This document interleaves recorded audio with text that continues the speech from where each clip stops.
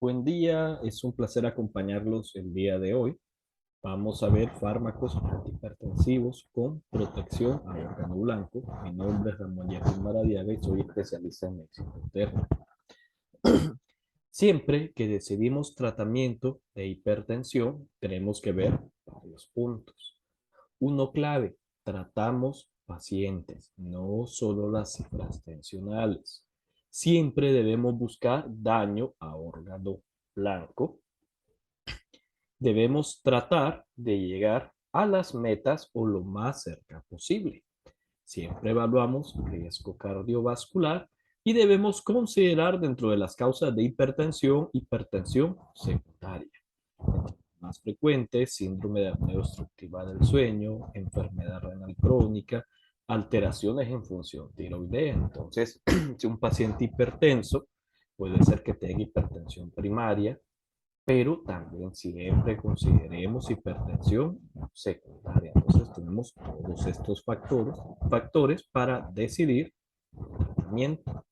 En el daño a órgano blanco, eso me ayuda mucho para decidir qué antihipertensivos son mi mejor elección para el paciente. Vamos de arriba hacia abajo. Tenemos que ver si el paciente tiene eventos cerebrovasculares, o sea, isquémicos o hemorrágicos, o la muy frecuente demencia vascular. Siempre debemos evaluar fondo de ojo. Recuerden que los ojos son el punto de entrada donde vemos cómo están los otros vasitos. Debemos buscar retinopatía hipertensiva, exudados algodonosos, hemorragias o papiledema. Luego bajamos a corazón. Evaluamos si hay disfunción diastólica, si en el electrocardiograma tenemos datos de hipertrofia ventricular, si hay datos de miocardiopatía obstructiva, si tenemos datos al examen físico sugestivos de falla cardíaca o a la anamnesis, es fundamental hacer ecocardiograma. Y esto es clave porque tengo el paciente que tiene fracción de eyección preservada y fracción de eyección reducida. Siempre busquemos datos de cardiopatía isquémica. Si el paciente tiene dolor torácico con actividad física, presencia de disnea de esfuerzos. Si hay ortopnea que me indica que ese paciente está en falla cardíaca. Si está el examen físico, busquemos tercer ruido cardíaco, ingurgitación yugular, reflujo hepatoyugular, estertores en ambas bases pulmonares y edema de miembros inferiores. Si mi paciente tengo datos sugestivos de falla cardíaca, debo hacer ecocardiograma. Si mi paciente tiene datos sugestivos de cardiopatía isquémica, debo hacer electro, eco y ver si medito otros estudios en apoyo con cardiología. Vamos más abajo. El silente riñón. Recuerden que el daño renal no aparece de un solo, sino que es gradual. Puede haber albuminuria. Vamos observando cómo gradualmente disminuye la tasa de filtración glomerular, por eso es fundamental medir creatinina en nuestros pacientes y calcular tasa. Y ya pues lo más temido en etapas avanzadas donde hay daño renal crónico. Recuerden que la hipertensión me daña el riñón, mi riñón dañado me empeora la hipertensión y sigue en ese círculo vicioso. Y la siempre olvidada parte vascular, pacientes que sean adultos mayores, fumadores e hipertensos, siempre pensemos en los temidos y silentes aneurisma de aorta torácica y aneurisma de aorta abdominal. Y evaluemos pulsos periféricos para ver cómo está. Veamos las extremidades. Mi paciente tiene datos de insuficiencia arterial crónica o tal vez no llega a una crisis vascular y está con datos de insuficiencia arterial aguda. Una vez que yo he evaluado todos los órganos blancos de mi paciente hipertenso, más la parte de riesgo cardiovascular y las cifras tensionales, decidimos qué medicamento es el de mejor elección. Recordemos que al momento de ver riesgo cardiovascular, no solo vemos los valores de presión arterial. Obviamente, entre más elevada la presión, más riesgo. Pero si mi paciente tiene uno o más factores de riesgo clásico, ya el riesgo aumentando, observen cómo ya estamos en amarillo, incluso moderado con grado 1. Y si tienen más factores de riesgo, observen cómo cada vez se incrementa. Luego tenemos los pacientes que por desgracia son la gran mayoría, diabéticos, pacientes que ya tienen compromiso renal o daño a órgano blanco. Observen esto, ya con cifras tensionales arriba de 130-85, daño a órgano blanco, son pacientes de alto riesgo. Entonces, mi tratamiento debe ser lo más integral posible. ¿Cómo elegimos nuestros antihipertensivos? Conocido por todos que hace varios años, tanto los ARA2 como los IECA se convierten en los medicamentos de primera línea. Uno, porque tienen un mejor control metabólico y también menos efectos adversos. Los bloqueadores, los beta bloqueadores cardioselectivos, los utilizamos en pacientes que tienen taquicardia, trancocardiopatía isquémica, insuficiencia cardíaca. Las combinaciones, vamos a ver que son claves, tenemos IECA-WARA2 más diuréticos tiacídicos, IECA-WARA2 más calcio antagonistas, beta bloqueadores más diuréticos tiacídicos.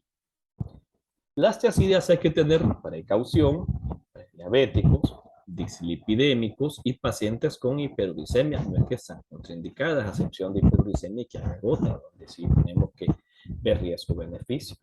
Pero en pacientes prediabéticos y lipidémicos, pues modifiquemos todos los factores de riesgo y tratemos de buscar la parte de acción.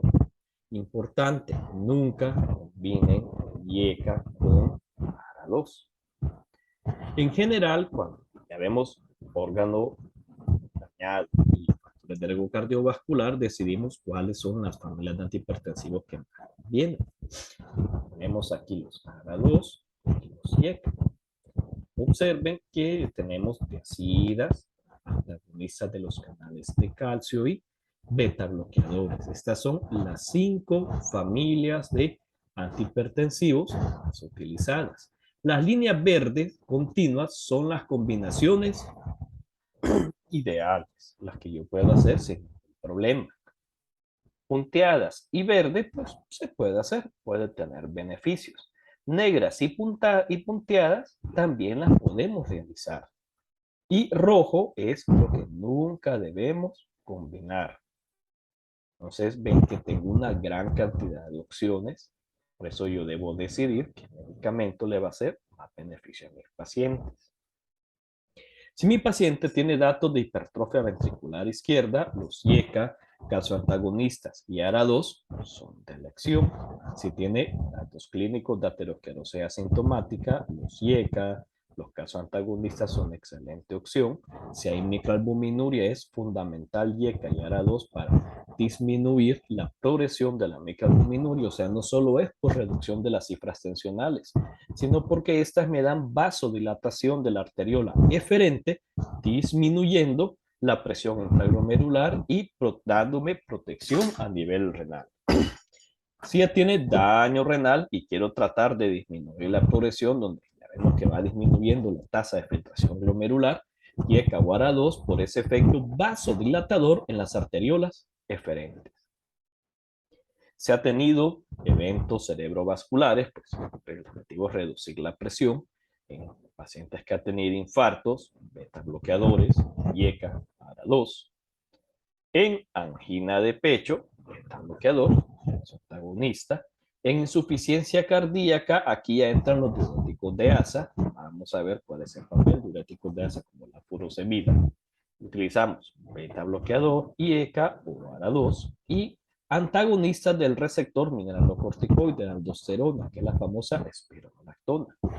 En los aneurismas de aorta, los cuales son silentes, y recuerden esa triada de adultos mayores, fumadores, hipertensos, beta bloqueadores.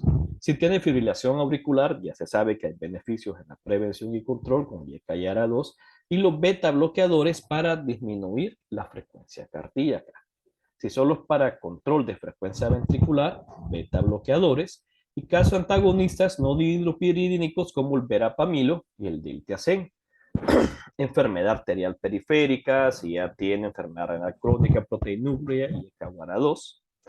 Los pacientes metabólicos, diabéticos, ECA-WARA2. En el embarazo, la alfa-metildopa, beta bloqueadores, calcio antagonistas. Siempre es prudente ver las dosis y qué antihipertensivos tenemos disponibles. En los IECA, pues tenemos una gran cantidad de antihipertensivos en nuestro país. Tenemos enalapril, lisinopril, perindopril. Los ARA2 tenemos candesartán, irbesartán, olmesartán, losartán, telmisartán, valsartán. En calcio antagonistas tenemos amlodipina, nifedipina. En los dihidropiridínicos y no dihidropiridínicos, diltiazem y verapamil. Importante ver desde las dosis mínimas y cuánto tenemos que dar por día. Beta bloqueadores tenemos disponibles atenolol, bisoprolol, metoprolol, nebivolol, propanolol, que casi no se utiliza actualmente. Pero con los beta bloqueadores debemos tener mucha precaución, sobre todo en pacientes que tienen broncoespasmo, como pacientes asmáticos o pacientes que tienen falla cardíaca descompensada, sobre todo al momento de dar, algunos que no son beta selectivos. ¿Cuáles son las metas? Lo esencial, según la última guía de la Sociedad Internacional de Hipertensión Arterial, es reducir por lo menos 20 de sistólica, 10 de diastólica, ideal menor de 140-90. Lo óptimo si es menor de 65 años, menor de 130-80, pero más de 120-70, si está bien tolerado. Y en mayores de 65 años, menor de 140-90 y ver si el paciente va tolerando, lo que hablamos de individualizar el paciente, no solo ver las cifras, sino todo el contexto. Se recomienda iniciar con terapias combinadas en la gran mayoría de casos. O sea, la monoterapia se ha ido apartando y tiene algunas situaciones donde así puede utilizar. Terapias combinadas, la elección, son los inhibidores del sistema renal angiotensina aldosterona, como los IECA o los ARA2, más un calcio antagonista dihidropiridénico. Un ejemplo, irbesartán más amlodipina, valsartán más amlodipina, olmesartán, amlodipina. Comenzamos con dosis bajas, 155, 25, 165. Si mi paciente no mejora, llegamos a dosis máxima. Si mi paciente no mejora sus cifras tensionales, triple terapia, donde agregamos un diurético tiazídico. Y si tengo ya ARA2, calcio antagonista, diurético tiazídico a dosis plenas y no mejora la presión, agregamos espironolactona como un cuarto medicamento. Lo ideal es la píldora, o sea, que los antihipertensivos vayan en una sola pastillita, porque ya se ha visto que dar separado me puede causar menos adherencia. La monoterapia la podemos considerarla en adultos mayores, ya de 80 años, pacientes que vengan comenzando y con muy bajo riesgo cardiovascular. En los pacientes con hipertensión grado 1, vemos siempre riesgo cardiovascular, para decir qué familia de antihipertensivos, modificamos estilo de vida, pero si ya tiene hipertensión grado 2, iniciamos medicamentos de forma inmediata. Entonces, si ven, la tendencia es terapias combinadas en una sola pastillita. Entonces, en una sola pastillita comenzamos con doble terapia. Nuevamente, monoterapia, pacientes con bajo riesgo, pacientes mayores de 80 años, pacientes frágiles. Si no mejora, damos dosis. Si no mejora, triple terapia. Y si tiene ya hipertensión resistente, el cuarto medicamento es espironolactona. Los beta bloqueadores los consideramos en cualquier etapa si el paciente tiene indicaciones específicas como insuficiencia cardíaca, angina, infarto reciente, fibrilación auricular o beta bloqueadores en mujeres embarazadas.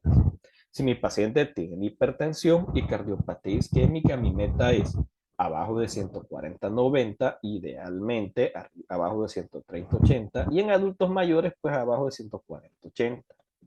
Trato de dar YECA-WARA2, beta bloqueadores, independientemente de los niveles de presión arterial, ya sea combinada con o sin calcio antagonistas. Además, no solo veo la presión, recuerden lo de tratamiento integral. Tenemos que tener metas estrictas de LDL en menos de 55, apoyando con estatinas y ante agregación plaquetaria. Entonces, ven, LKWH2 más beta bloqueador, calcio antagonista, podemos agregar diuréticos según necesidad, si no mejora la terapia, observen en una sola pastillita. Si tiene hipertensión, evento cerebrovascular, recuerden que la hipertensión es un factor importante para isquemia y para hemorragia vascular. Si es más de 140-90, debemos llegar a nuestro objetivo que es menor de 130-80 y podemos dar bloqueadores del sistema renina-angiotensina-aldosterona, calcio antagonistas y diuréticos tiazídicos. Si fue un ictus isquémico, nuestras metas de LDL deben ser abajo de 70. Importante, si es hemorrágico, no tenemos que dar aspirina. Si es isquémico, si usamos aspirina para prevención secundaria. Si el paciente tiene daño renal crónico, debemos tratar de mantener cifras tensionales menores de 130-80 para evitar la progresión. Primera línea, inhibidores del sistema, renina, angiotensina, aldosterona, porque disminuyen albuminuria y mejoran la presión arterial. Si la tasa de filtración ha bajado abajo de 30 y mi paciente está edematoso, entonces yo puedo agregar IECA, WARA2, calcio antagonistas, diuréticos de ASA, como la furosemida. Aquí sí entra ya en acción la furosemida. Y estos pacientes es frecuente que yo tenga que utilizar 3 o 4 antihipertensivos o incluso más. Siempre vigilen microalbuminuria, electrolitos, porque puede haber hipercalemia o hiponatremia como parte de sus alteraciones. Si mi paciente tiene hipertensión arterial y fracción de eyección reducida, igual menos de 130-80 de presión, pero más de 120/70. Claves y que disminuyen mortalidad, inhibir el sistema renina-angiotensina-aldosterona, dar beta bloqueadores y antagonistas de los receptores mineralocorticoides como la espironolactona. Esto se ha visto que disminuye mortalidad. Los diuréticos de ASA como furosemida, toracemida, me ayudan para disminuir los datos de congestión pulmonar y congestión venosa sistémica, pero su efecto solo es sintomático. Si mi paciente, a pesar de estas opciones terapéuticas, continúa hipertenso, aquí yo puedo considerar agregar beta bloqueadores. Importante, ya es una nueva familia de medicamentos que me ayuda a reducir mortalidad y también control de presión arterial. Son los inhibidores del receptor de meteoricina, que viene combinado con angiotensina, que son los ARNI, que es el sacubitrilo y valsartán. Si mi paciente tiene falla cardíaca con fracción de eyección reducida, esta es la combinación ideal, dar un ARNI más beta bloqueadores, más diuréticos de ASA si el paciente amerita, y más antagonistas del sistema renina-angiotensina, más antagonistas de la aldosterona. Si mi paciente es diabético, igual menos de 140-90, menos de 140-90, ideal menos de 130-80, y dejamos un inhibidor del sistema renina-angiotensina-aldosterona con un calcio antagonista o una tiazida. Importante controlar los niveles de lípidos. Si el paciente ya tiene daño a órganos diana, tratar de evitar que el LDL esté más de 70 si ya tiene daño importante, hasta menos de 55. Bien, entonces ven que antagonizar el sistema renina-angiotensina-aldosterona es clave en pacientes con hipertensión arterial que ya tienen daño a distintos órganos blancos. Si ven, están en pacientes renales, diabéticos, ictus, cardiopatía isquémica, insuficiencia cardíaca. Las terapias combinadas y monopíldoras son de elección, entonces ustedes comiencen con terapias combinadas. 2 medicamentos, dosis intermedia y vayan subiendo. Siempre elijan el tratamiento según el contexto del paciente. Y como pueden ver, todas las familias de antihipertensivos tienen sus beneficios. Solo saber cuándo utilizarlas. Espero que les haya gustado y les recomiendo que lean las guías europeas de hipertensión arterial y las guías de la Sociedad Internacional de Hipertensión Arterial. Muchas gracias.